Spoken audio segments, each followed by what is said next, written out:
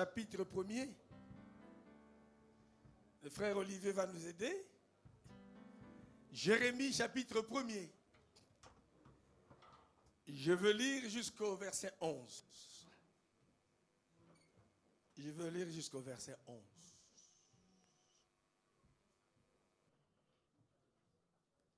J'ai remarqué ces derniers temps, ceux qui viennent le dimanche dernier, ils ne viennent pas l'autre dimanche. Ils partent où? Quand je vois le visage, lui, je ne l'ai pas vu les dimanches derniers, je le vois ces dimanches. Et quand on va au troisième dimanche, ceux qui étaient là, un peu de ceux qui étaient le premier dimanche et un peu de ceux qui étaient le deuxième dimanche, et toutes catégories confondues en fait. Je ne sais pas où ils vont. Non, ce qui est clair, ils ne sont pas à la maison en tout cas. Ils sont en train de visiter. Vous savez, dans l'immeuble, on peut avoir plusieurs appartements. Hein? Ils visitent d'autres appartements. Au 11e, au 10e. On veut se rassurer seulement que nous ne perdons pas ce que nous avons. Et nous sommes en train de parler sur la vision. C'est ça qui fait d'ailleurs la force de notre vie en fait. Et de tout ce que nous faisons dans la vie. Que ce soit dans le séculier, dans l'entreprise où nous travaillons. Il y a une vision de l'entreprise. Nos patrons. Je ne sais pas si on arrive dans une entreprise, on commence à faire le contraire, si notre patron peut nous garder. Et d'ailleurs, quand vous lisez dans vos contrats, il y a ce qu'on appelle, tu dois éviter tout ce qu'on appelle une concurrence déloyale. Lisez bien le contrat quand vous le signez. Et si tu travailles dans une entreprise et tu vas développer une activité parallèle, qui aille dans le même sens ou qui mette en mal, ils peuvent te porter plainte parce que tu as signé ces choses-là. Moi, des fois, le naturel me renseigne sur beaucoup de choses quand je vois ce qui se passe dans le naturel. J'ai posé la question à quelqu'un. Tu vas aller au boulot? Oui. Ton patron t'a appelé le matin pour savoir si tu viendras au boulot? Non. Ok. Et quand tu arrives au boulot, tu appelles le patron pour dire, patron, où se trouve mon stylo? Non. Il y a ce qu'on appelle des mécanismes naturels. Je sais que j'arrive dans mon bureau, j'ouvre, tu prends ton ordinateur, tu ne sais pas le patron est aux Bahamas, tu ne sais pas. Tu ne sais pas le patron est mort ou il est vivant. Ça, c'est des choses, des mécanismes que nous faisons sans que le patron nous appelle. Que je sois dans un deuil, dans une fête, même à 5 heures du matin, j'ai intégré dans mon esprit que je serai au boulot à telle heure. C'est là où ma question se pose tout le temps. Qu'est-ce qui se passe avec nos chrétiens? Nous, à un certain moment, nous devenons comme un peuple que Dieu ne dirige plus en fait. Nous nous dirigeons nous-mêmes. Je vais à l'église quand je veux. Je fais parce que même dans l'œuvre du Seigneur. Avant de lire ce texte, j'étais en train de réfléchir. J'écrivais quelque chose encore tout à l'heure, pendant qu'on chantait. Kevin a parlé de 10 ans, j'ai beaucoup aimé. On peut passer 10 ans dans l'église. Tout comme on peut passer 10 ans à l'église.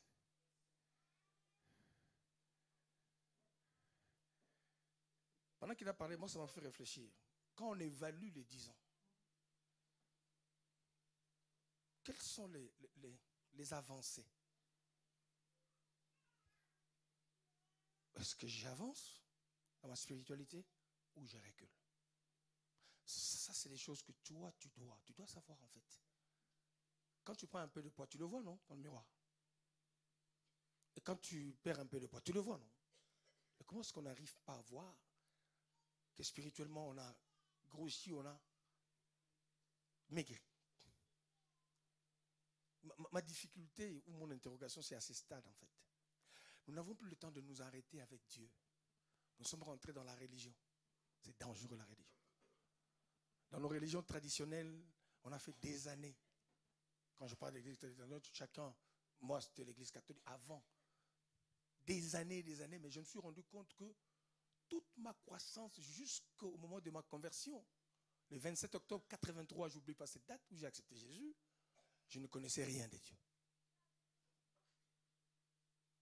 Oh, j'avais toutes les responsabilités. J'étais chantre. J'étais tout dans l'église catholique. On nous a tout donné, tout. À faire des processions, tout, sauf. C'est le jour où on m'a parlé. Est-ce que tu connais Jésus? Je dis, mais Jésus, mais je vais à l'église. On dit non. Est-ce que tu as rencontré Jésus? Je dis, mais attends, tous les jours je suis. Moi, j'allais à la messe des 6 heures avant d'aller à l'école. La messe des 6 heures. J'entre à la messe des 6 heures, je finis, j'y vais devant la statue de Vierge Marie à gauche, mon chapelet en poche, je m'en vais. C'était des automatismes.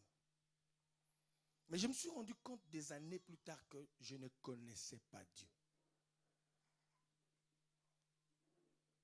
Quand je me dis j'ai fait 10 ans, non pas pour Kevin, pour nous tous en fait.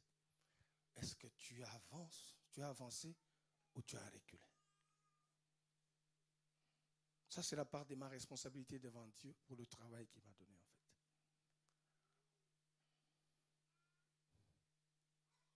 Est-ce que tu fais du surplace? Parce qu'il y a des moments où on n'avance pas, on a l'impression qu'on ne recule pas, mais on fait du surplace. On tourne en rond. Et c'est ça qui fatigue en vrai.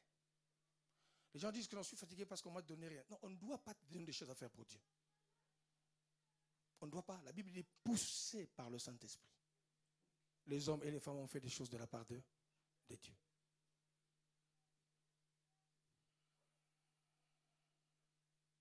Ma question, jusque-là, est-ce que tu avances ou tu recules? Vous imaginez même Stéphane qui a 9 ans et demi là, il y a des choses qu'il ne peut plus faire quand il avait 2 ans. Lui-même, il trouve que c'est une évidence. Papa, ça, je ne peux plus faire. Nos enfants que nous avons tout petits, des mécanismes se développent et disent non, ça, je ne peux plus faire. Mon interrogation ce matin, est-ce que j'avance ou je recule? Si j'avance, gloire à Dieu, qu'est-ce que je fais pour que je progresse davantage? Quelles sont les choses? Parce que j'ai comme l'impression, il y a des gens que j'ai vus, j'ai observé à l'église, je dis ça y est, lui là, il va prendre l'autoroute. De la foi, bien sûr. J'ai vu des ailes, j'ai vu des gens, j'ai dit, je crois que c'est ça. Là, juste quand vous croyez qu'il va mettre le pas sur l'autoroute, il régresse de 15 pas. À un moment, blackout. On ne voit plus la personne. C'est dit non. Je voyais quelqu'un qui avait un zèle ici. Dans les équipes, ça bougeait partout et partout.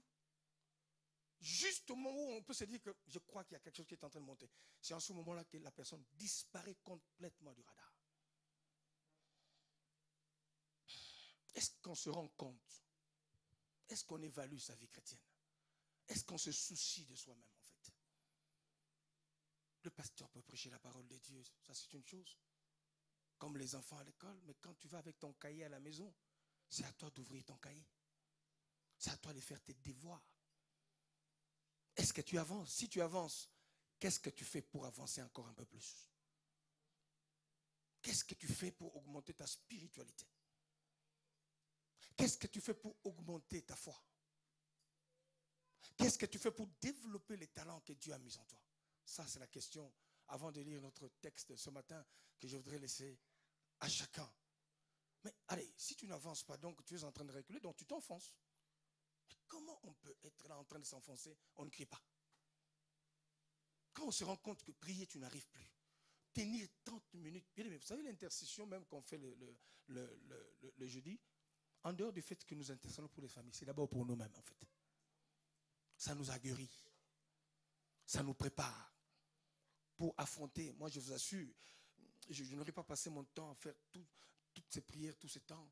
Il y a des situations, non, je sombrerai. Il y a des fois, c'est difficile, mais quand tu atteins un certain niveau d'épreuve, il y a des choses, en lieu et place de pleurer, on sourit, on bénit l'Éternel. Quand est-ce qu'on pourra compter sur toi? On a l'impression qu'on est dans un éternel commencement. Je ne juge pas, mais j'ai vu d'autres personnes arriver là. Mais ces personnes ont fait des percées et ils deviennent vos maîtres. Mais faisons un effort, qu'on se maintienne, faisons un effort, qu'on devienne quelque chose. Devenir est un choix. Qu'est-ce que tu veux devenir? Tu veux être religieux comme avant? Oui, nous on était des religieux, c'est tout. On va, le prêtre fait tout à notre place, il fait la Sainte Seine lui-même. Mais il n'y a aucune initiative de ta part. En tant que leader, quand même, je souhaiterais que quelqu'un vienne, j'ai dormi, voilà ce que Dieu m'a dit. Rien du tout. Seulement, tel a fait, tel a déplacé la chaise, tel ne m'a pas dit bonjour. Ça, c'est des pécadilles, des choses du comptoir. L'histoire de comptoir, ça n'intéresse pas Dieu, ça. Les vraies choses profondes concernant la spiritualité. Je suis allé sous la montagne, voilà ce que Dieu m'a dit pour l'église. Voilà, pendant que j'étais en train de prier, c'est que le Seigneur m'a révélé. C'est là où on attend, mon frère. Parce que les pécadilles, des choses là, il y en aura toujours aussi longtemps qu'on vit. Mais ça n'a jamais changé l'histoire de quelqu'un. Tu t'enfonces, qu'est-ce que tu fais? Crie au secours. Tu sens que ça ne va pas dans ta vie. Tu sens que quelque chose est en train de diminuer en toi. Tu pries toi-même, mais la substance n'est plus là. Qu'est-ce que tu fais, mon frère? En tout cas, je me souviens, je ne sais pas si quelqu'un a appelé mon téléphone pour dire qu'il y en a 2 fois 3, mais très rarement que la personne t'appelle pour des vrais sujets spirituels, je dis bien. Je parle bien de vrais sujets spirituels, très rares. On sent que les gens ne s'occupent pas de leur spiritualité, en fait. Mais nous nous occupons de ce qui se passe dans la vie des autres. Les autres, ils commettent des erreurs, mais parce qu'ils travaillent, non? Parce qu'ils essayent. C'est pour ça qu'ils peuvent commettre des erreurs. Mais toi-même, tu es où? Je voulais partir sur ces questions. Nous avons oublié la vision du départ. C'est tout ce que je ne peux pas oublier, c'est que Dieu m'a dit le jour où il m'a rencontré. Nous allons en parler ce matin. Je peux tout oublier. Des souffrances, des maisons, des voitures, sauf ce que Dieu m'a dit. Et ça s'est imprimé dans mon esprit. Et quand il me l'avait dit, j'étais seul avec lui. Et Dieu ne ment pas. Quelqu'un dit Amen. Ça ne va pas dans votre couple parce que soit l'homme ou la femme a oublié la vision du départ. Et puis avec des larmes, hein? Chérie, je t'aimerai toute ma vie. Qu'il pleuve, qu'il neige. Il a neigé, mais la pluie n'est pas encore là. Je ne veux plus, jamais, terminé. Des choses comme ça, moi, non. Non, mais tu l'avais dit. Quelqu'un dit Amen. La Bible dit, il n'est pas bon pour l'homme que de prendre à la légère un engagement sacré. Proverbe 25. Quand c'est sacré, c'est que Dieu a commencé la chose. Est-ce qu'on est ensemble?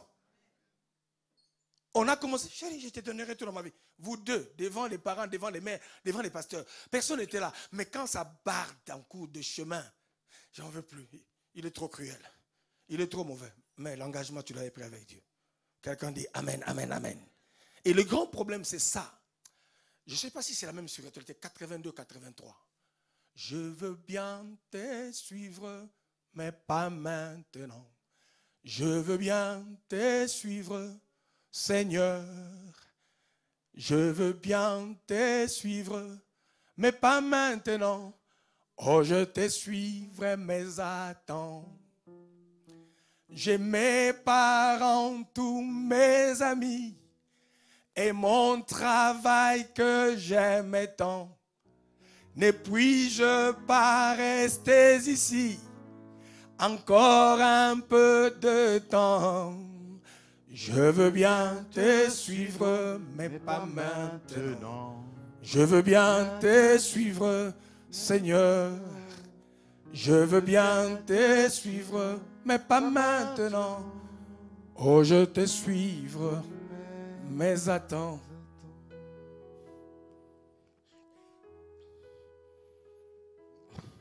Ça, c'est des paroles d'engagement qui... Ça, c'est Luc 9, ça. Donc, quand je commence à suivre le Seigneur, j'ai réglé ces problèmes-là. C'est-à-dire que plus rien ne peut me ramener en arrière. On a l'impression qu'on force les gens pour prier, on force les gens pour chanter, on force les gens pour offrir, on force les gens à tout faire. Même pour venir dans la présence de Dieu. Frère, sœur, je voudrais te dire une chose. Nous sommes sur la terre pour préparer notre éternité. Ne nous leurrons pas.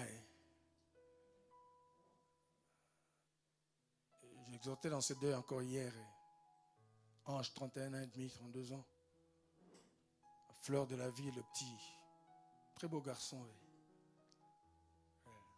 Ils n'arrivent pas à comprendre que ce garçon-là soit parti. C'est tout. Intelligent. Et beaucoup de valeur, ce garçon-là. Mais il est parti en laissant tout. Et il y en a un l'année dernière, Damien, lui, Ils venaient d'acheter un appartement. Ils venaient juste d'acheter un appartement. Ils n'ont pas eu le temps d'habiter, même pas 6 mois cet appartement. Damien est mort. Tu penses que Dieu est obligé de te garder en vie? Dieu nous laisse chaque jour pour que nous puissions nous améliorer. Le chrétien parfait n'existe pas, mais Dieu veut que nous puissions nous améliorer tout le jour et tout le jour. Ramenons notre vision sous la vision de Dieu. Chaque fois que nous travaillons, gardons le regard fixé vers Jésus de Nazareth. Il revient dans sa gloire. Chaque fois que nous disons Maranatha, qui veut simplement dire que le Maître est en train de revenir. Jésus revient dans sa gloire. Que tu aies des millions, que tu aies des milliards, n'oublie pas. Tes milliards n'empêcheront pas ce retour glorieux de Jésus. Quand le Fils de l'homme reviendra sur la terre, trouvera-t-il la foi? Nous servons sans amour, sans passion, sans obsession, sans intérêt. Je chante pour chanter, je prêche pour prêcher. Peut-être que encore d'autres motifs pendant qu'ils sont en train de servir Dieu. Je voudrais vraiment, chers frères, chères sœurs, ce matin, nous rappeler, l'apôtre Paul dit, 1 Corinthiens, chapitre 16, verset du 22 à 23, si quelqu'un néglige les choses de Dieu, si quelqu'un bafoue l'œuvre du Seigneur, que cette personne-là, ce n'est pas moi, c'est l'apôtre Paul, qui soit maudit. Maranatha, le Seigneur vient. Il dit, si quelqu'un ne comprend pas l'importance, la teneur, la profondeur des choses de Dieu, c'est que Dieu est en train de faire parce que le retour est proche. Si quelqu'un n'a pas saisi ça, l'apôtre Paul dit qu'il soit anathème. Maranatha. Jésus revient. Jésus revient. Alléluia. Jésus revient. Alléluia. Seras-tu prêt quand il viendra? Alléluia. Alléluia. Seras-tu prêt quand il viendra? Seras-tu prêt quand il viendra? Si tu es prêt, il te prendra. Alléluia. Alléluia. Si tu es prêt, si tu es prêt, il te prendra. Si tu es prêt, il te prendra.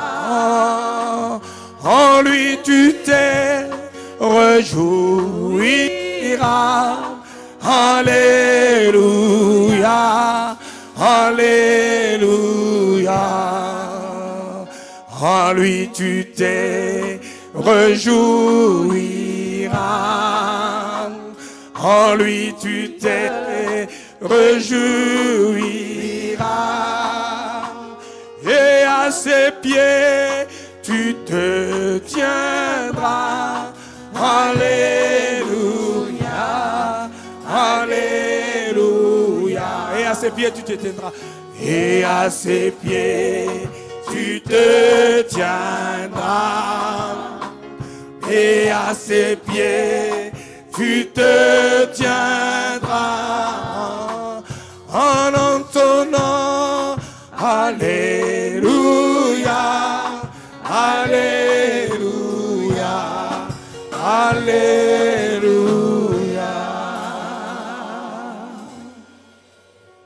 Dis à Dieu, garde-moi près de toi. Garde-moi près de toi. Quelqu'un dit à Dieu, garde-moi près de toi. Quelqu'un dit à Dieu, ne laisse pas la tempête de la distraction me ramener loin de toi. Jésus, sois mon centre. Sois ma source. Est-ce qu'on peut se lever? Nous levons nos mains. Nous appelons Jésus encore. Tous ensemble. Tous ensemble. Tous ensemble.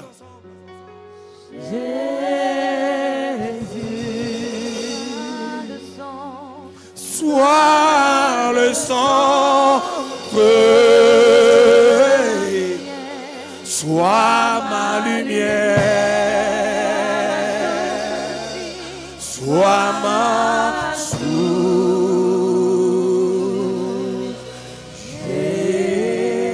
Quelqu'un peut dire à Dieu, sois ma lumière, sois ma source. Hey.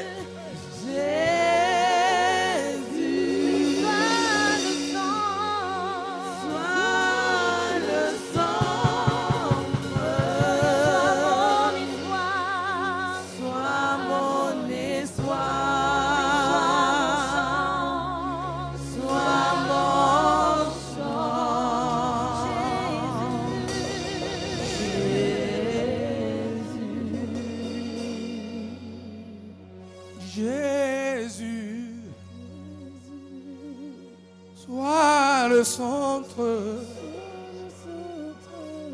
sois ma lumière, sois ma source.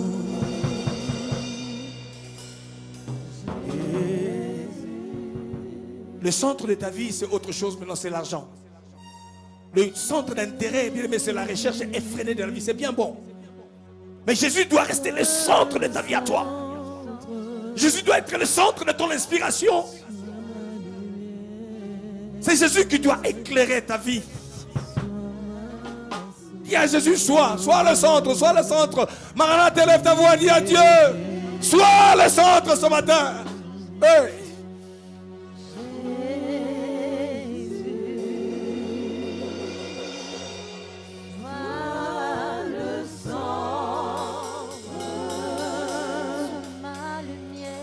Sois ma lumière,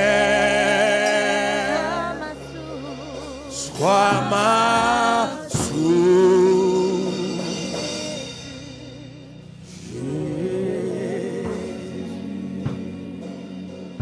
Sois le feu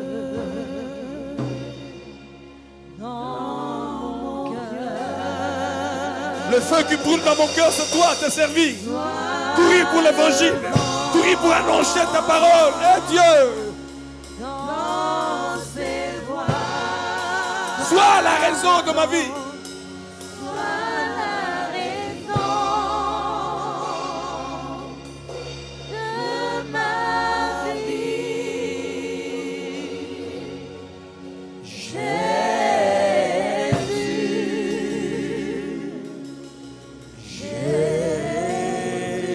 Nous acclamons sa présence encore ce matin.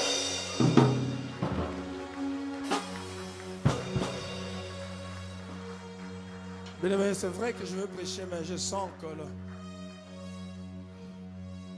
l'image que je suis en train de voir, une voiture qui veut rouler, mais les roues ne sont pas gonflées. Très bien.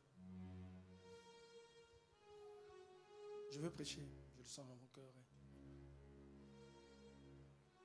Un avion qui veut prendre l'envol, mais tous les mécanismes ne sont pas en place.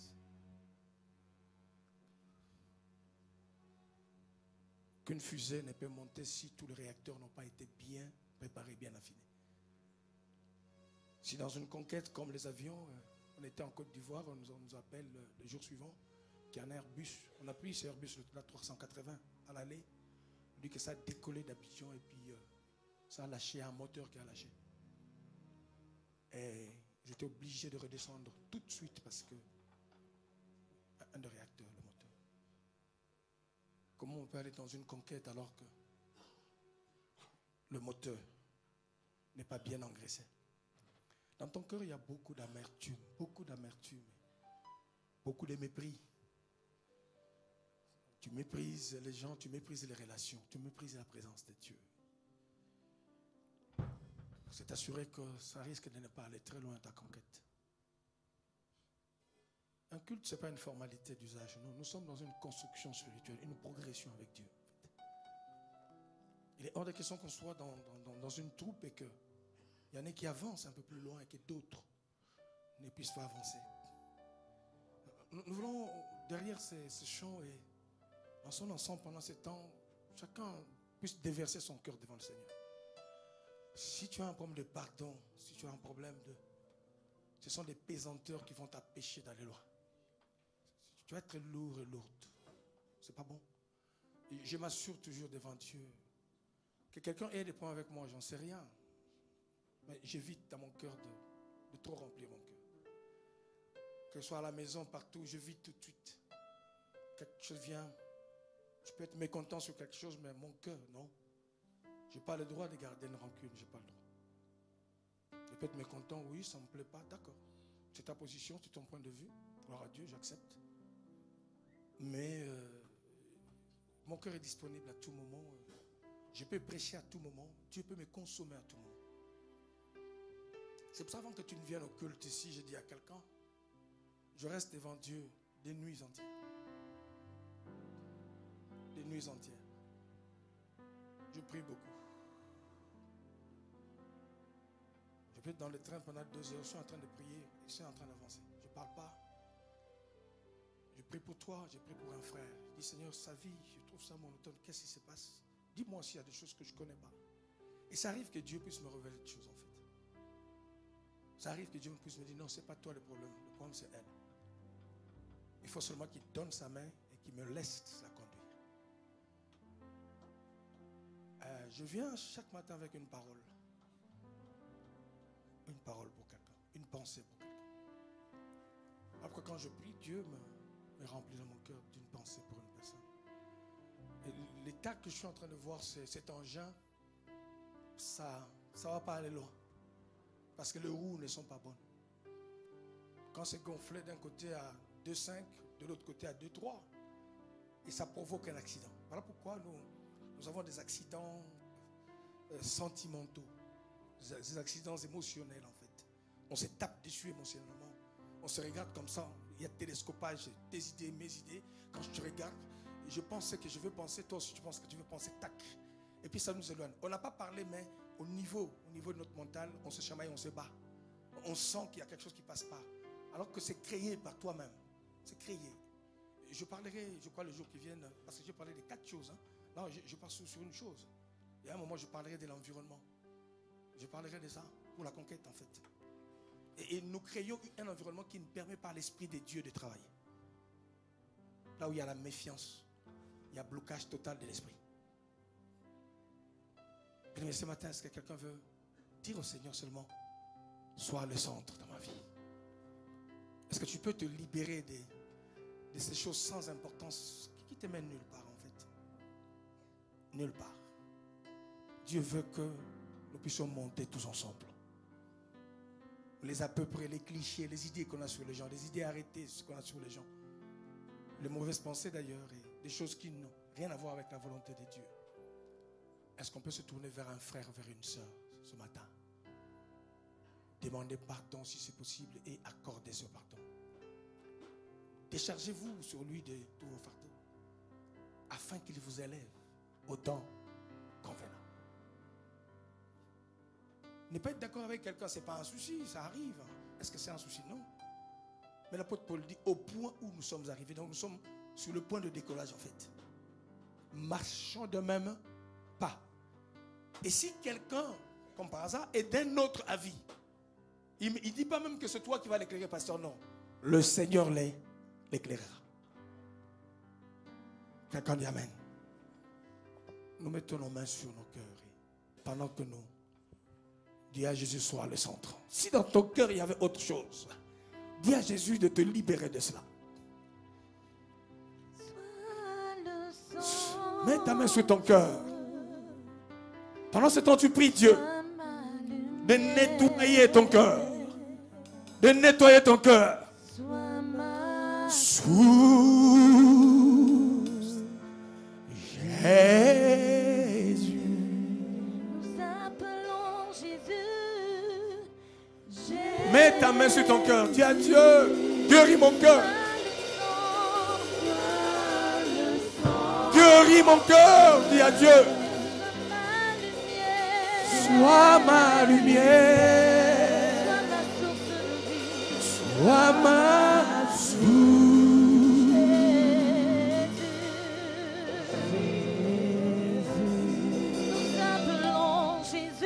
Tous ensemble. Oui, sois le sang, sois le sang, sois mon espoir, Sois mon espoir. mon chant ce matin. Sois mon chant. Jésus, Dis à Dieu, guéris mon cœur. Quelqu'un dit à Dieu, guéris mon cœur. Guéris mon cœur. Libère-moi de ces pesanteurs. guéris mon cœur. Ces pesanteurs qui me rendent lourd, qui empêchent à l'Esprit de Dieu de travailler dans ma vie. Guéris mon âme. Oui, guéris-moi. Guéris-moi. Oh Lord. Jésus, La présence de Dieu nous change. Jésus, La présence de Dieu nous libère. Jésus, Tous ensemble. oui, change mon cœur, change mon cœur, oui, touche ma vie, Touche ma vie. Oh, Jésus, Jésus. Est-ce que quelqu'un peut dire à Dieu, tu connais mon cœur? c'est toi qui connais mon cœur, Jésus. La seule raison de vivre. Oh Dieu, tu es tout pour moi. Connais mon cœur, Jésus. La seule raison.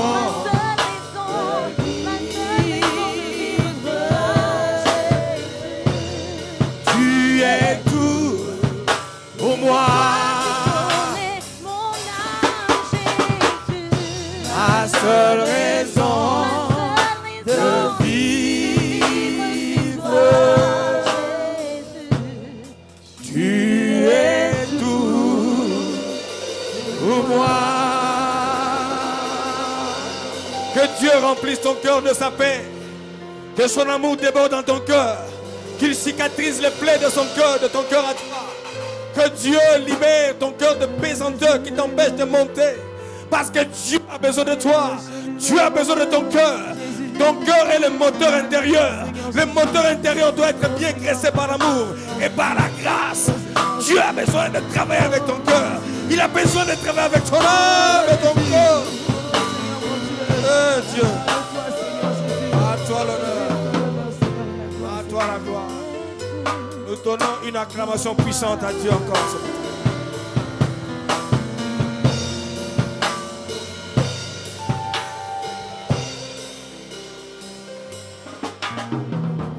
J'ai essayé de définir en filigrane la vision. J'ai mis le V, le I, le S, le I, le O et le N. Merci de prendre place, que Dieu vous bénisse. Servez Dieu avec un cœur apaisé. Servez Dieu avec un cœur libre. Sinon, tu vas beaucoup te compliquer. J'ai eu un principe, je ne m'occupe pas de ce que font les autres. Je ne m'occupe pas. Des fois, je ne cherche pas à savoir. Il a 10 000 membres, il a 10 millions, il y a des avions. Je bénis Dieu pour lui, j'avance. Je ne cherche pas. J'apprends à me contenter de ce que Dieu me donne. Et j'avance. Et je reconnais que Dieu peut faire plus avec les autres. J'apprécie et je bénis Dieu. Et je sais qu'il y a un temps où Dieu fera des choses différentes dans ma vie par rapport à eux. Quelqu'un dit Amen, Amen. Sois en paix. Tu es trop chargé spirituellement, trop préoccupé. Qu'est-ce qui se passe? La Bible dit ne vous inquiétez de rien, mais en toutes choses. Quelqu'un dit Amen. On s'inquiète beaucoup que votre cœur ne se trouble pas. Laissez ces choses, c'est des pécadilles, des choses sans importance, qui n'ont rien à voir avec notre destinée. Ça nous fait perdre du temps. Il y a des gens que Dieu veut consommer dans la prophétie. Dieu veut consommer dans la guérison, dans les miracles. Mais ils perdent leur temps à laisser le diable ruiner leur cœur, remplir leur cœur. Des amertumes sans importance. Pardonnez et puis continuez la route.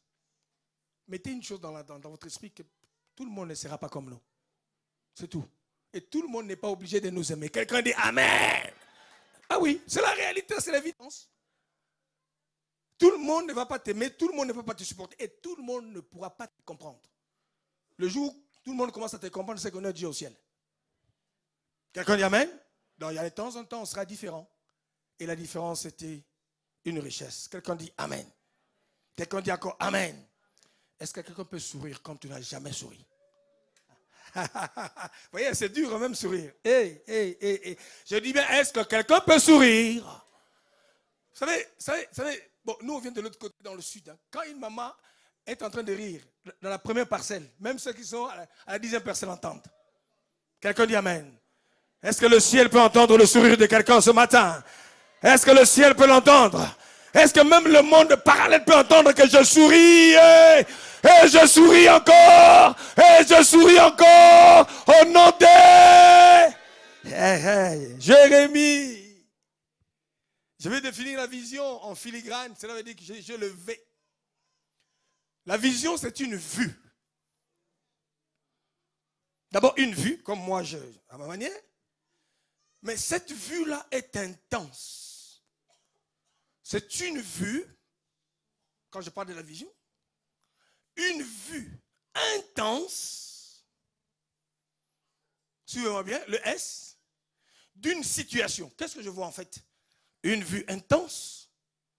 Je dors, je me réveille, j'ai ça en face de moi. Ok? Je dors de me réveiller comme un projet, j'ai ça en face de moi. Rien ne peut l'enlever en fait. La joie, le bonheur, les échecs, mais cette vue-là est intense devant moi. Suivez très bien. Une vue intense d'une situation en fait. Ok? Imagée. Donc, la vision, merci Olivier, le V comme une vue. Parce qu'on ne peut pas parler de la vision si on ne perçoit rien dans son esprit. Il y a une différence entre regarder et voir. On peut regarder sans voir. Je vais arriver. Une vue intense d'une situation, je ne sais pas laquelle. C'est toi qui vois la configuration. Nous avons appris à l'école, un philosophe a écrit, c'est l'existence précède l'essence. J'explique.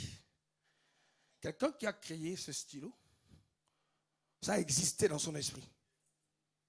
Une essence, c'est la matérialisation après. Donc, il a imaginé ça dans son esprit. De créer un stylo comme ça, parce qu'il y en a plusieurs. Mais lui, en fait, dans son focus, dans son imagination, dans son imaginaire, il voyait ça, en fait. OK? Et c'était intense. On vient lui proposer, non, on va mettre 2 barres. Je lui dis non, 3 barres. Il dit, moi, c'est 3. Il dit, non, il faut que ce soit tout noir. Lui dit, non, c'est ce que moi, j'ai vu.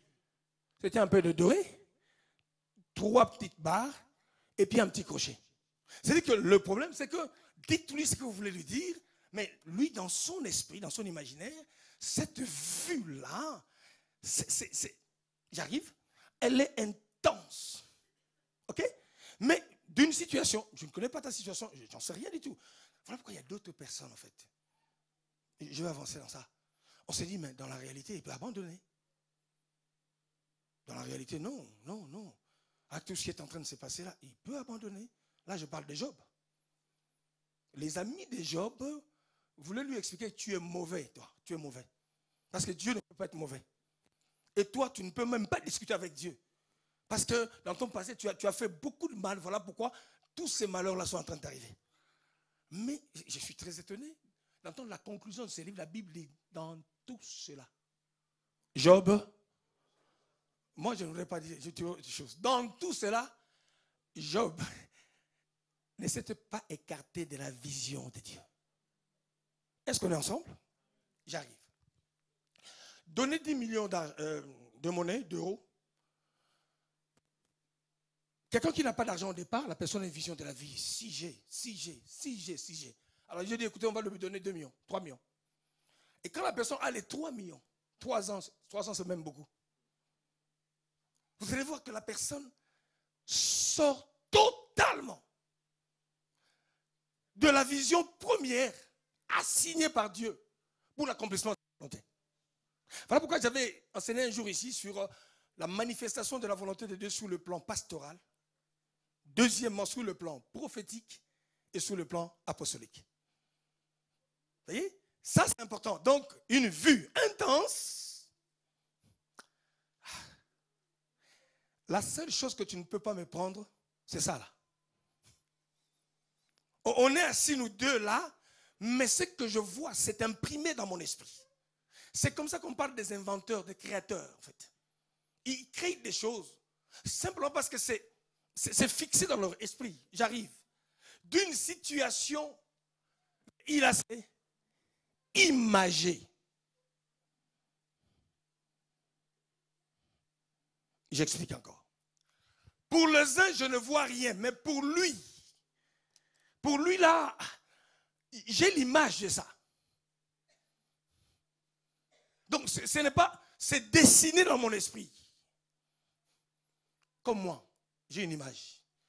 Je me vois en train de me promener avec l'apôtre Paul au ciel. Non? Mais toi, tu crois, tu vas fuir en enfer. En tout cas, pas moi.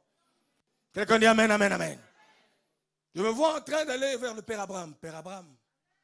Et surtout, les femmes vont beaucoup aller vers l'apôtre Paul pour qu'il leur explique pourquoi il a dit qu'il n'est pas permis aux femmes d'enseigner. Ils vont dire, Paul, moi je lui poserai la question, Paul, dis-moi, vieux Paul, quels sont les problèmes que tu as avec les sœurs? Quelqu'un dit amen. Ça, c'est imagé dans mon esprit. Et c'est ça qui fait que je peux être dans une situation difficile. Je sais que c'est dur. Mais quand cette image-là revient, je me relève. Je ne sais pas si ça t'arrive. Il y a un moment, tu sais que c'est difficile, ça devient compliqué. Tu dis, bon, je suis au dernier virage. Je dis, bon,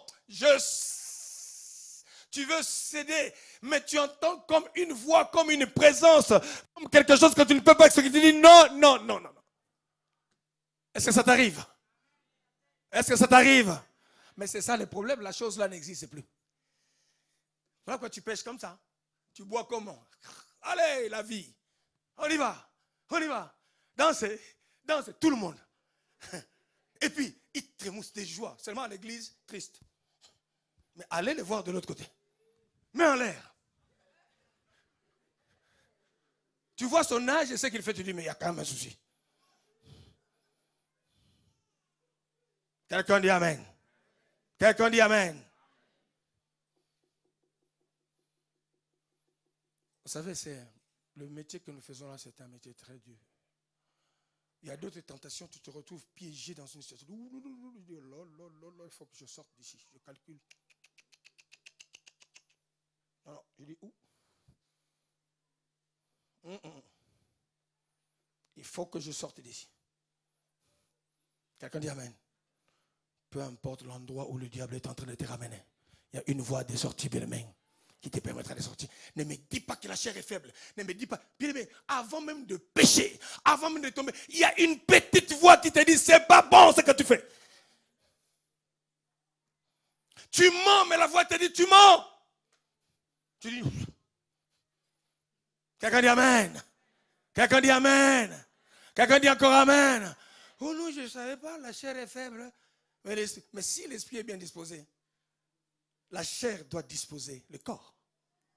Quelqu'un dit amen, amen, amen. Donc, tu es dans une situation, mais bien aimé, moi, qu'est-ce qui m'arrive? Je vais vous dire honnêtement. Je vois l'image. Pas du Seigneur d'abord. Hein. Je vois l'image de ma femme qui apparaît. L'image de Joël qui passe. L'image d'Ephraïm. L'image de Johan. L'image de Stéphane. Et puis je commence à voir vos images à vous de chacun.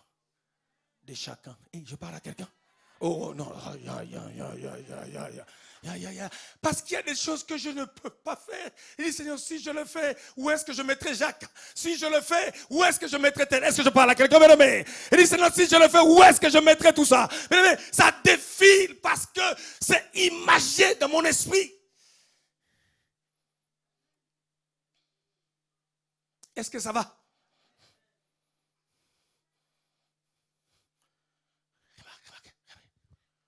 Papa, tu as quel âge? 55, 60 ans, j'en sais rien. Tu es avec une jeune fille de 18 ans. L'image de papa doit revenir. Papa, tu es en train de bercer. Bébé. Tu lâches. Hey! Bébé, quand tu dis, tantine, je t'aime. Ah, là, même pas de ta fille, mais de ta petite fille. Parce que l'image là est partie. Jeune fille, celui-là c'est ton daron.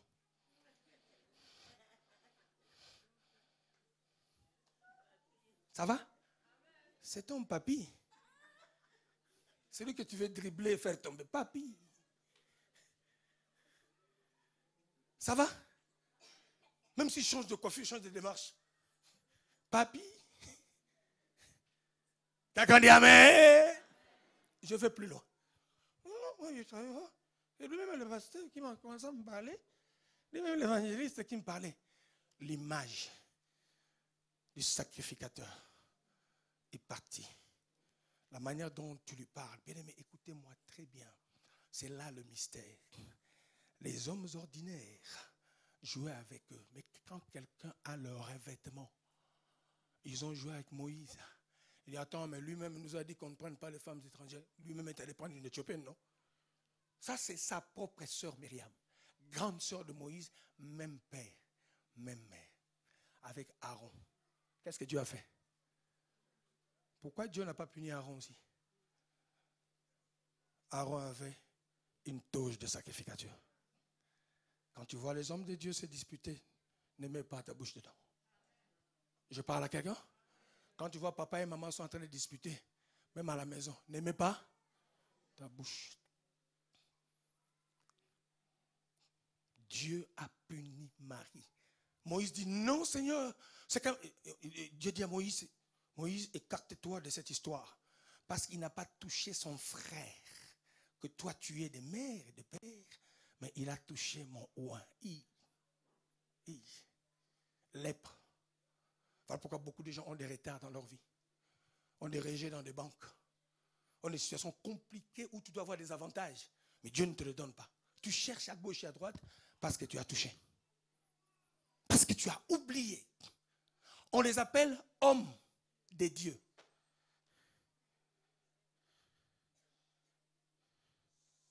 Quelqu'un dit Amen. Va donner un coup de poing au policier ici dans la rue. Trouve un policier, tu donnes un coup. Ou prends seulement sa tenue là, tu arraches. Tu passes toute ta vie en prison. Ce n'est pas à cause de lui, à cause de l'uniforme. Quelqu'un dit Amen. Alors si on ne peut pas toucher à l'uniforme des gens ordinaires, comment on peut s'amuser à aller toucher à l'uniforme du sacerdoce royal?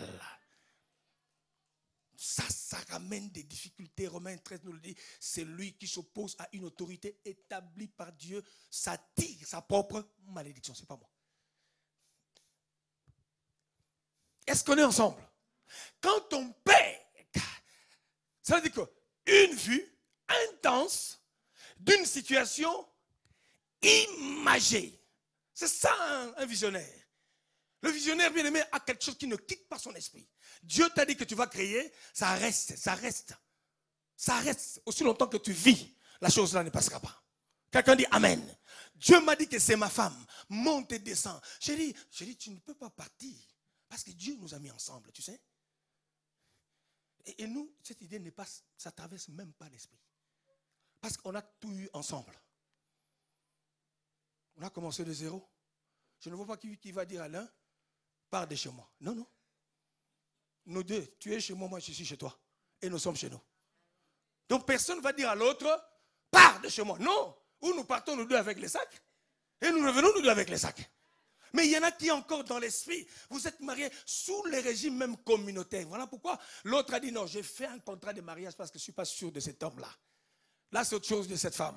Mais quand on est sous le régime de communauté des biens, la question ne se pose pas. Tes dettes sont mains. Enfin, ça beaucoup n'aiment pas. Tes casseroles, c'est mains. Parce que l'image, j'ai perdu cette image de l'homme et de la femme ou de l'objectif que je me suis vu. Je vais vite, je vais lire le texte de Jérémie. Donc, c'est une vue intense d'une situation imagée orienté naturellement dans la nature.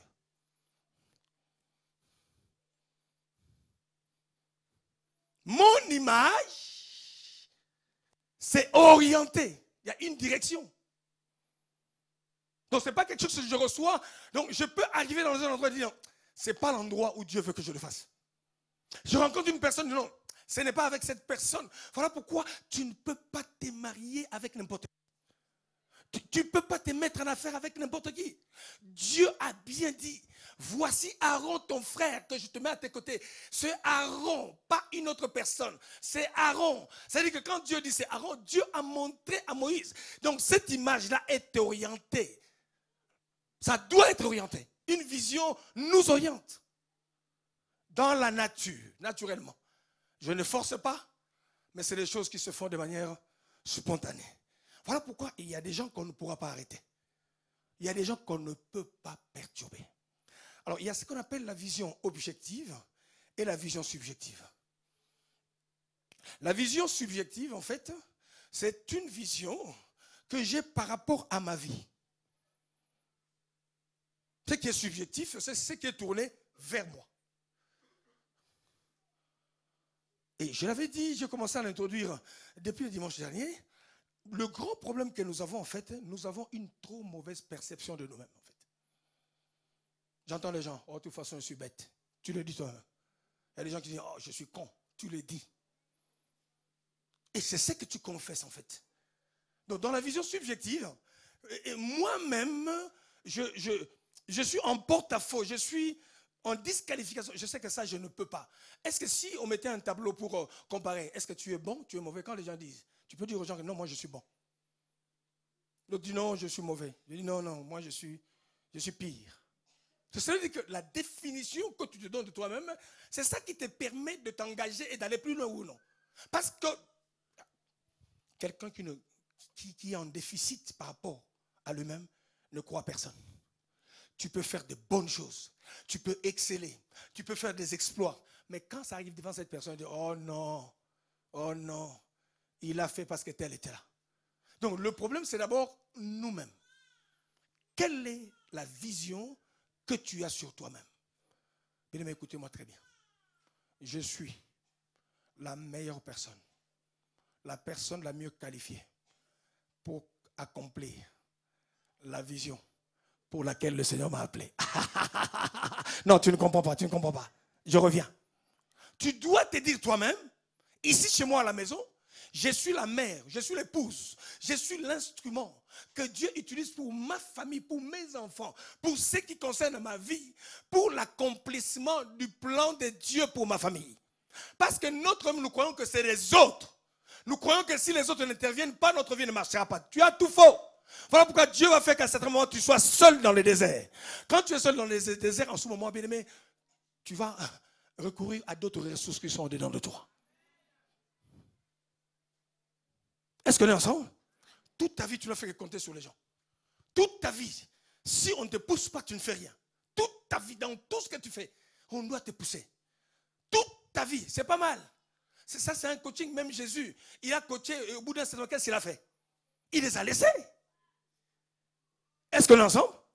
Le problème, c'est que dans la vision subjective, bien aimé, nous avons une très mauvaise perception de nous-mêmes. Moi, je me dis moi-même, ça, je le dis à personne. Quand je suis devant le miroir, les gens que toi, tu es un spécimen rare. Oh. Donc, même si tu me dis le contraire. Oh. Est-ce qu'il y a quelqu'un qui pense comme moi? Non. Ah non, non, non, non. Je vais plus loin. Oh, Jean-Claude, tu es un des meilleurs prédicateurs que l'Éternel a mis sur la planète. Est-ce que c'est pour quelqu'un cette parole? Non, non, tu n'es pas avec moi. Tu n'es pas avec moi. Quelqu'un dit Amen. Oh, tu es le meilleur intercesseur que j'ai jamais connu. Le meilleur père, la meilleure mère. Ah, est-ce que c'est pour quelqu'un ça, bien aimé? La meilleure épouse que c'est. Bien aimé, est-ce que je parle à quelqu'un? Dis, bien aimé, ton homme, si tu es avec toi, c'est qu'il a circulé à gauche, au nord, au sud, à l'est, à l'ouest. Il n'a jamais trouvé une femme aussi belle, aussi bonne, aussi compétente, aussi loyale, aussi puissante comme toi. Quelqu'un dit encore Amen. Sinon, il serait resté là-bas. Pourquoi il est venu? Ça fait 3, 4, 5, 6 ans, il ne part pas. C'est que tu as quelque chose de puissant. C'est pour quelqu'un? Non. Je reviens. On va arriver. Le problème, c'est que nous avons comme l'impression qu'on n'est pas la bonne épouse, on n'est pas le bon mari. Non. Je suis le meilleur mari pour ma femme. Voilà pourquoi j'ai dit à mes garçons petits, le jour où Dieu me rappelle, c'est un gars qui veut venir bousculer les petits. Et frère me dit, papa, t'inquiète, je veux le voir venir. Les petits, tenez-vous, personne, d'accord? Hein? Si le vieux s'en va, ah, petit, rien. Pourquoi? Je donne une clé. Je donne une clé. Parce que cette femme que vous voyez là, c'est un investissement pour moi. Oh, quelqu'un n'a pas compris. Quelqu'un n'a pas compris. L'homme que vous voyez là, tu l'aurais vu il y a 20 ans.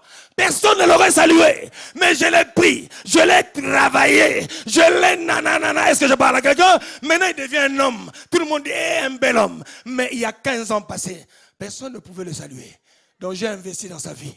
Cet homme est un investissement pour moi. Et je ne permettrai à personne de le prendre. Allez, non seulement ça, Seigneur, on veut être enlevé le même jour que lui. Quelqu'un dit encore Amen. Bien aimé, je reviens. Devant un tribunal. Non, il avait divorcé. Voilà. Voilà. Alors, donc Dieu a fait une erreur de te laisser épouser cet homme ou cette femme. Parce que c'est une question d'image. Donc tu te dis, je ne me vois pas avec quelqu'un d'autre. Je ne me vois pas avec une autre femme. Allez, je ne me vois pas avec une autre église. Je ne me vois pas avec une autre église. Mais toi, tu es à l'aise partout. Église évangélique, les pieds de l'éternel, à l'aise. Église évangélique, la corde de l'éternel, à l'aise. Église évangélique, les oreilles de l'éternel, à l'aise. Église évangélique, les quoi encore, les cheveux de l'éternel, à l'aise. Quelqu'un dit encore Amen. Et puis tu vas là, tu prophétises. Roko bababa, fausse prophétie des mensonges. Quelqu'un dit Amen. Est-ce que quelqu'un peut acclamer Dieu, dire encore que c'est ma maison? C'est la vision. Je ne me vois pas. Quelqu'un dit je ne me vois pas. Parce que quelqu'un est assis là-bas et dit écoute, ça me prendra le temps que ça va me prendre. Même 38 ans. Quelqu'un est assis là-bas et dit je me vois en train de prêcher sur cette estrade-là. Oh! Mais dans l'idée, dans 2 dimanches, tu as déjà des rendez-vous. Le culte finit ici, tu cours. Quel wifi qui prend?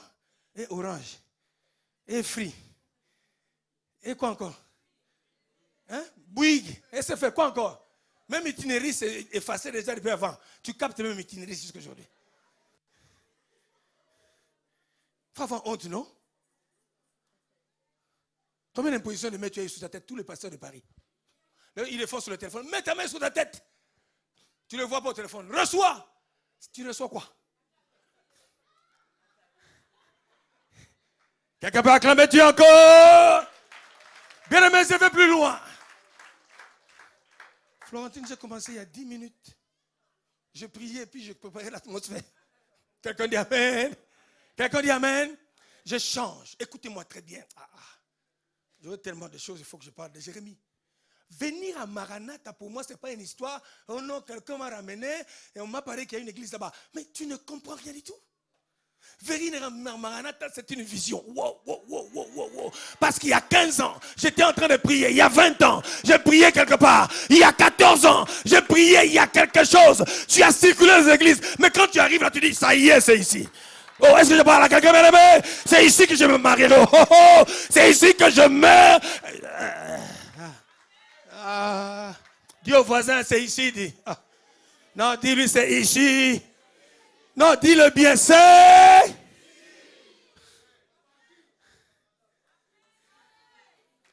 Hébreux 9, 27 dit ceci. Comme il est réservé. Hey, je parle à quelqu'un? Comme il est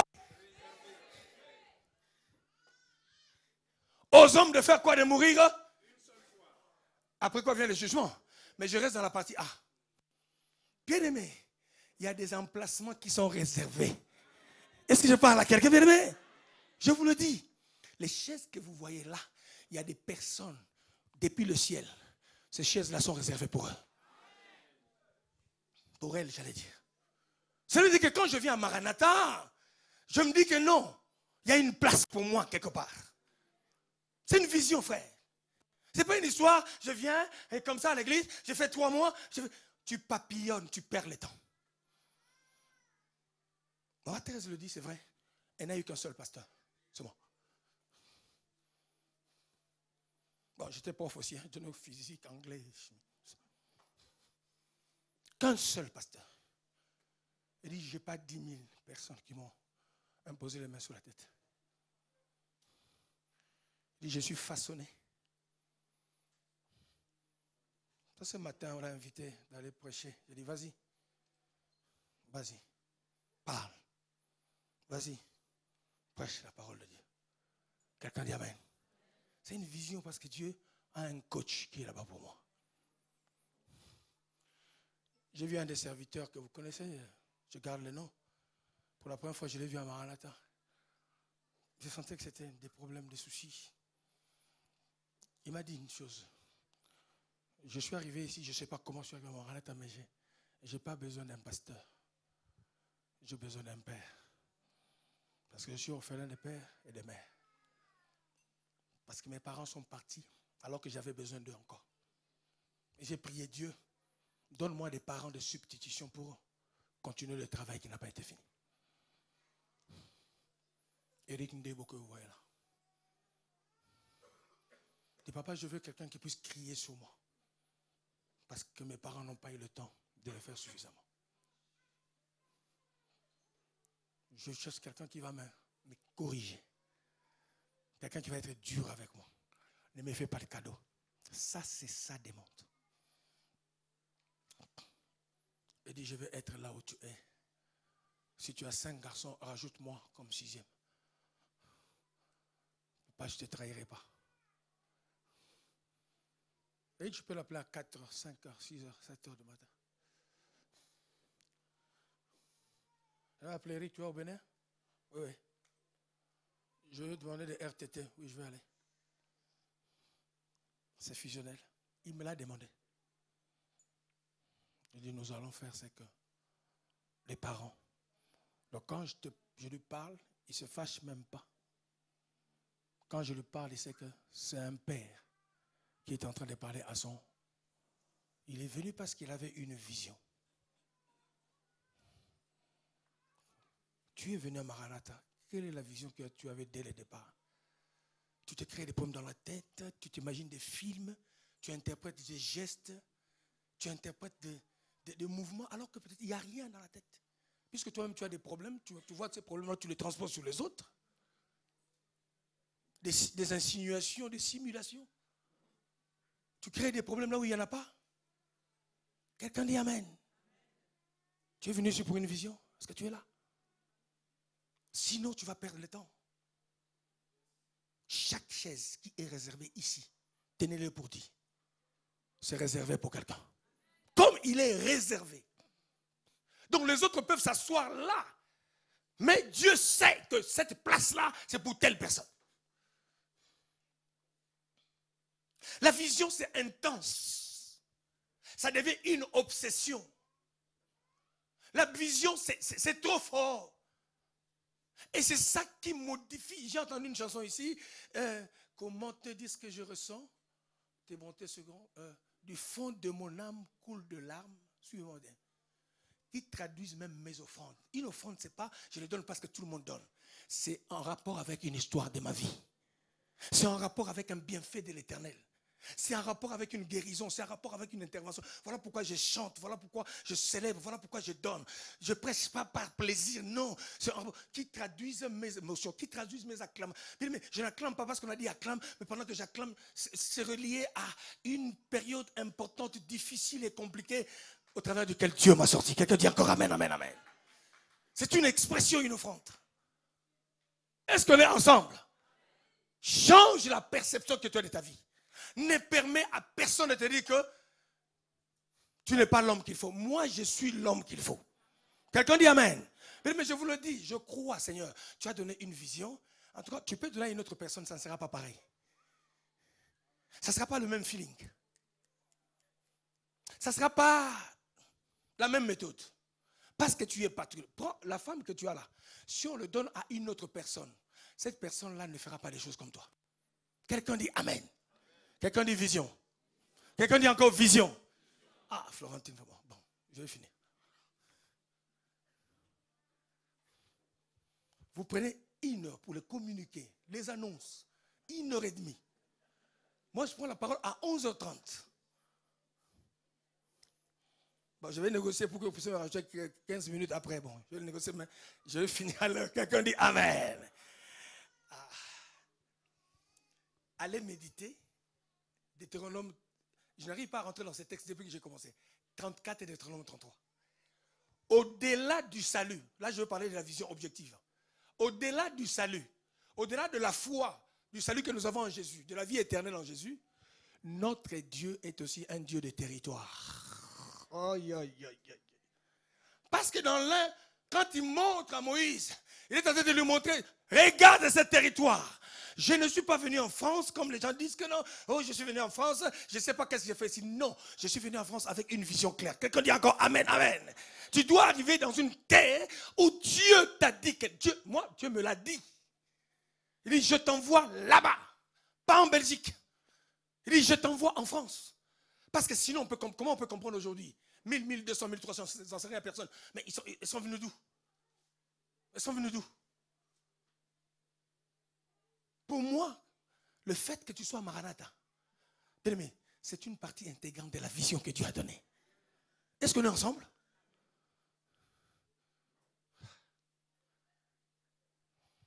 Dieu dit dans Deutéronome 34 et 33, le début, il est en train de montrer, il dit, regarde-moi ces plaines et ces territoires. Mais je dis à quelqu'un, s'ils ont construit des maisons, quand on est arrivé, on enviait ceux qui avaient les pavillons. Regarde. Et puis vous savez, nous qui venons de l'autre côté, et quand ils viennent dans leur voiture, ils claquent la voiture, bon, ils descendent. Vous dites, bon, nous là, on vient juste d'arriver, on ne sait pas. Là où Dieu est en train de nous ramener. Mais quand tu as une vision, tu ne trembles pas, tu ne paniques pas, tu ne cèdes pas à une influence quelconque, parce que la vision te permet de rester stable.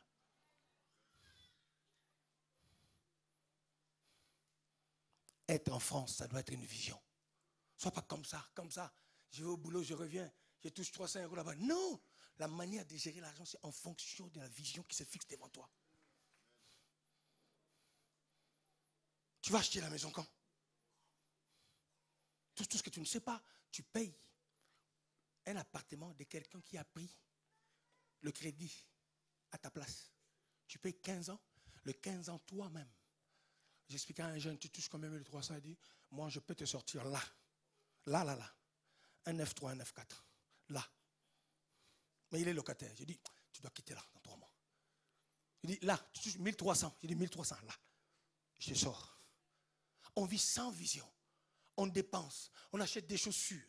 On achète des maisons. C'est pas mal d'acheter. Mais quand tu me vois acheter, c'est que quelque part, j'ai une réserve quelque part. Quelqu'un dit Amen. Comment tu peux acheter et puis on n'a rien pour payer le courant?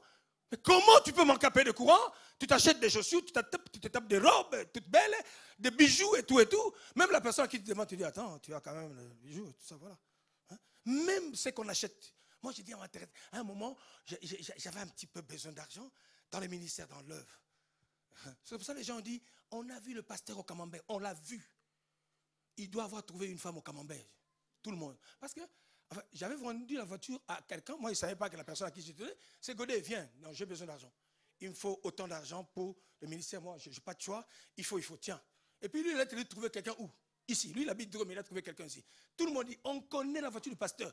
Votre pasteur a un problème. Il doit avoir une femme au Camembert. Venez, on va vous dire la plaque, est-ce que ce n'est pas sa voiture? Quelqu'un dit Amen. Eh bien aimé, ceux qui ont une vision au Renault sur ta vie à toi, c'est rendant compte que bien aimé, le visionnaire de ta vie qui est Dieu véritable. Est-ce que je parle à quelqu'un bien aimé? Bien aimé, il me disait alors que moi j'ai déjà retiré l'argent avant. Vendu. Donc même, bon, je ne dis pas mal, même la voiture d'occasion qu'on achète, ça doit avoir une vision quand même dessus. Parce que s'il y a quand même un souci que tu puisses vendre et récupérer même un peu, et ça va te permettre de... Tu vas acheter une voiture, personne ne veut acheter, personne. Même on donne en cadeau, personne ne veut prendre. Parce que tu l'as fait sans vision. Quelqu'un dit Amen. Quelqu'un dit Amen. Quelqu'un dit Amen. Quelqu'un dit Amen. Comment tu te vois dans 5 ans dans ce pays? Oui, je vais faire les affaires. Qu'est-ce que tu fais pour conquérir le monde de la mode? Comment tu fais pour rentrer dans le monde, bien aimé, des hommes d'affaires de ce pays? Qu'est-ce que tu fais maintenant? Aucune préparation, aucune ambition. Commence à faire même les pièces de théâtre. Ah, j'aime les politiciens. À un moment, Bernard Tapie a tout fait. Et il a fait même la comédie. Même, qui ça, la dame, Ségolène Royal. C'est-à-dire qu'à un moment, il était dans une période trouble, il est allé faire du théâtre. Bien aimé, j'ai dit aux gens, faites du théâtre. Est-ce que je parle à quelqu'un bien aimé?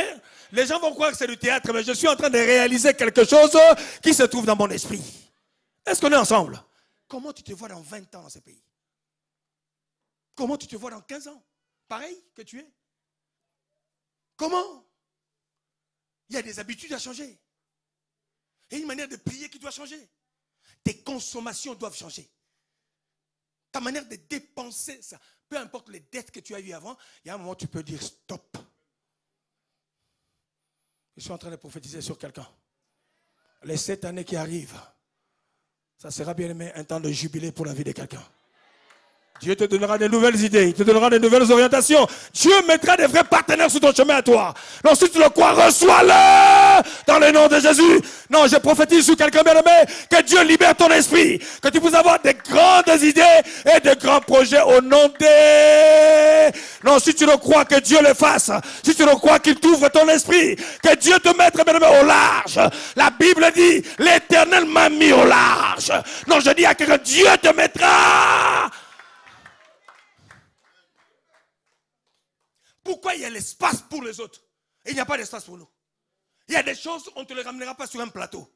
Il y a des gens, il faut aller les chercher. Oh, est-ce que je parle à quelqu'un bien aimé? Moi, s'il faut aller en Kazakhstan, j'irai. J'irai. Quelqu'un dit Amen. Quelqu'un dit, mon temps est en train d'arriver. Comment tu te vois toujours, dans 5 ans, tu te vois toujours comme ça? Non. Fais une formation. Tu dis au patron, j'arrête. Les fonds gestifs, c'est ça? Faites les fonds gestifs. Formation de 2 mois, de 3 mois, de 4 mois. Faites ça, vous attendez quoi? Voilà quand le Seigneur vient, il trouve Matthieu. Il s'appelait Lévi. Le Seigneur passe, il ne lui a même pas laissé le temps. Il dit, allez, lève-toi. Allez, suis-moi. Quelqu'un dit Amen. Et je dis à quelqu'un comme Jésus a dit à Lévi. Non, je dis à quelqu'un, lève-toi et suis la vision de Dieu qui a tracé pour toi. Un moment, tu dis 1000 euros, ça ne me suffit plus. Tu peux le dire. Moi, tu m'ouvres des opportunités à l'extérieur, ça n'a rien à voir avec l'église. Mais Dieu met juste quelqu'un sur ton chemin pour te bénir. Est-ce que tu as vu ça? Tout dépend de ton attitude. Les gens me trouvent toujours comme quelqu'un de prêt. Je vous le dis, j'arrive en Côte d'Ivoire. C'est comme on me connaissait. Oh, homme de Dieu. Oh, homme de Dieu, tu reviens encore quand? Je dis, ah bon? On me désire déjà. Tout ça, ce qu'on appelle ton aura. Quelqu'un dit Amen. Tu ne transportes pas une bonne atmosphère. Quand tu arrives, les gens sont dans la joie. Quand tu arrives dans la vie d'une personne, on sent que c'est comme si la solution n'est pas encore là. Ils sentent que la solution est à la portée. Qui croit que c'est possible? Qui croit que c'est possible? Fais la formation. Change de boulot. Ah, j'aurais pas le temps. Une sœur qui est ici, elle a tout tenté, tout tenté. Moi, je comprends pas. Il dit, attends, qu'est-ce qu'on peut faire? J'ai tout tenté. Il y a une offre immobilière, il dit, vas-y. Tu penses, il dit, vas-y. Vas-y. Je vous dis ce que Dieu est en train de faire. Il m'a appelé, papa, tu ne peux pas t'imaginer. Je peux te prendre comme mon partenaire. Trouve seulement tel montant. J'ai un poste de responsabilité. Un poste de responsabilité en moins de 3 ans. Directeur ou directrice des secteurs. Et si tu vois le nombre de personnes que je gère, alors que toi tu t'imaginais comme infirmier, je déclare que Dieu te voit bien-aimé entrepreneur quelque part. Non, est-ce que je parle à quelqu'un bien-aimé? Tu te voyais secrétaire derrière un compteur. Oh, je fais la vente. Non, Dieu ne te voit pas comme étant un vendeur, mais les gens vont vendre tes produits à toi. Ils vont faire la promotion de tes produits. Qui croit que c'est possible? Qui croit? Qui croit? Je termine là, parce que j'ai eu le carton qui m'est monté. Quelle est la vision que tu as de ta vie? Rentre en intercession comme un visionnaire. Sors au protocole comme un visionnaire. Rentre ici comme un visionnaire. Que l'entraîneur te remarque. C'était un mirage, je crois. J'ai remarqué 2, 3. J'ai demandé au pasteur Rick, mais je les ai plus vus, les 2 que je voyais monter là. Où sont-ils? Il dit, je ne sais pas. Ils doivent être quelque part dans la nature. Tu dois te faire remarquer. Moïse a remarqué Josué. Je veux te remarquer sur le terrain. Ta compétence peut te faire remarquer. Quelqu'un dit Amen. Quand tu racontes toujours la négativité, oh non, je crois que c'est fini. Je ne pense pas que ça va. Non, je ne pense pas que ça marchera. Non, nous avons besoin de gens qui soient capables de dire que si ça n'a pas marché aujourd'hui, demain ça marchera. Qui croit que c'est possible? Est-ce qu'on peut se lever? Quelques minutes?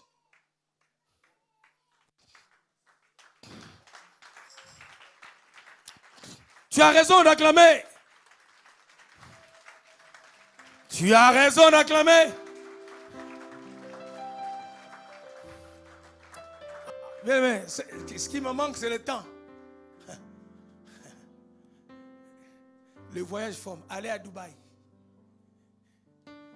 Je suis allé à Dubaï, j'étais scotché par leur histoire. On l'appelle Al Maktoum. Oui, le gars là. Que le monde entier a envie aujourd'hui. Il n'y a pas longtemps, en 48. Dubaï était un port. 48.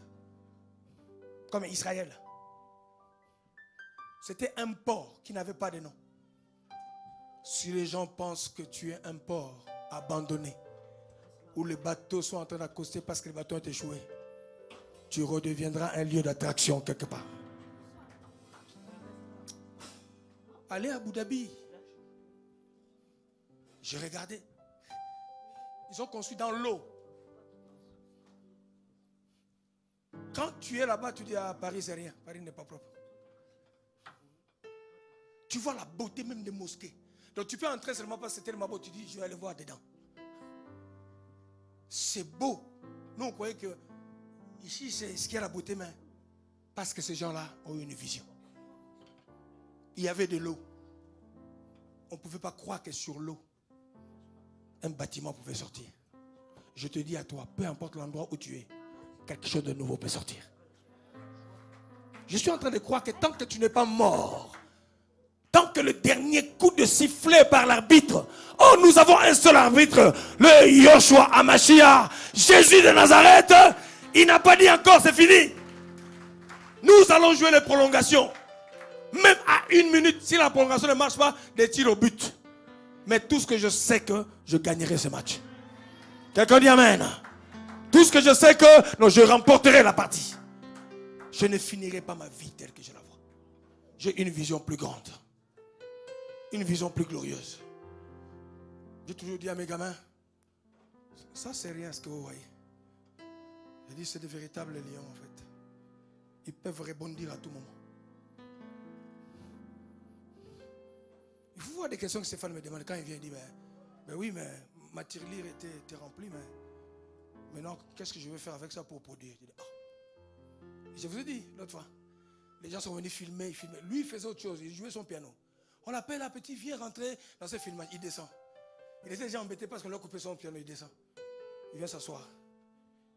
Et puis, il dit, bon, écoutez, tu te mets sur la chaise. Il dit, ah non, il faut que tu me dises ce que je vais gagner dans ça. Est-ce que je parle à quelqu'un? Si tu ne connais pas la vraie vision de ta vie, les gens vont jouer avec toi. C'est le petit qui lui a dit, regarde, tu vas me filmer, oui, mais dans tout ça après, ma part. Il avait 8 ans encore. Il dit, mais ce petit à 8 ans, il réfléchit comme ça. À 18 ans, tu seras une flèche, toi qui es ici. Quelqu'un dit Amen. Développez la vision avec vos enfants. Parlez-leur comme des leaders.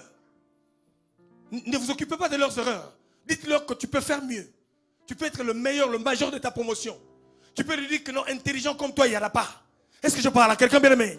Prophétiser, déclarer des paroles. Tu marches avec lui, tu dis que tu sais que toi tu es un champion. Tu feras plus que moi. Tu dis que si moi je suis arrivé à 5, toi je te vois arriver à 15. Est-ce que je parle à quelqu'un? Nous levons nos mains. Adonai, le Dieu créateur, c'est ça, hein? On y va. L'univers